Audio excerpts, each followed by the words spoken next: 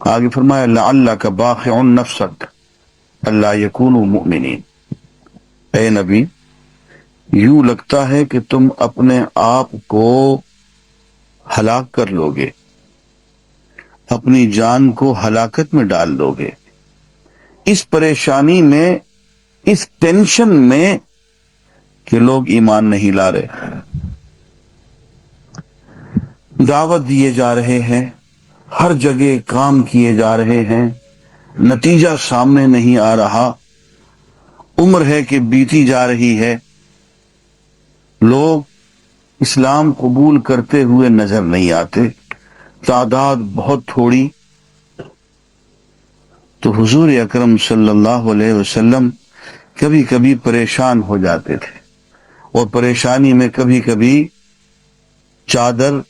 کبھی کملی اوڑھ کے خاموشی سے بیٹھ جاتے تھے بکل مار کے، اور سوچتے رہتے تھے کہ یہ جو دعوت اور رسالت کا بوجھ ان کے کندھوں میں پڑا ہے، یہ اٹھ سکے گا یا نہیں، یہ کام ہو سکے گا یا نہیں،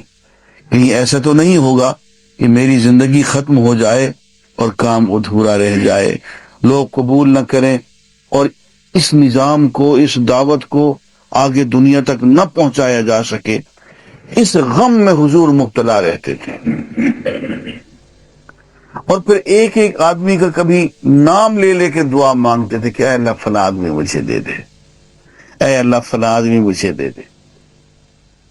یہ دو آدمی، ایک ابو جہل اور ایک عمر بن خطاب، اس کا نام عمر بن ہشام تھا، اے اللہ ان دو عمروں میں سے ایک مجھے دے دے۔ دونوں ذی وقار لوگ تھے، قوت والے، غلبے والے،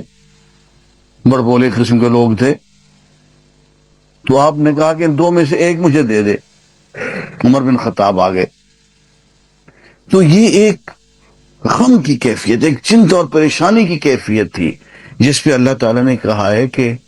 اتنی پریشانی ہمارے کام میں، تم تو اپنے آپ کو ہلاک کر دو گے۔ نہیں، یہ کام تمہارا نہیں ہے، تمہارا کام صرف دعوت دے دینا ہے، آگے نتائج کا معاملہ تم ہم پہ چھوڑو۔ اور دیکھیے آگے کیا فرماتے ہیں، وَإِن نَشَأْ نُنَزِّلْ عَلَيْهِم مِّنَ السَّمَاءِ آیَةً، اگر ہم چاہیں تو آسمان سے کوئی ایسی نشانی اتار دیں، فَظَلَّتْ أَعْنَاقُهُمْ لَهَا خَاضِعِينَ، کہ سب کی گردنیں اس نشانی کے سامنے جھک جائیں، اور ہر شخص آپ کی نبوت پہ، قرآن پہ ایمان لانے پہ مجبور ہو جائے۔ ہم ایسا بھی کر سکتے ہیں،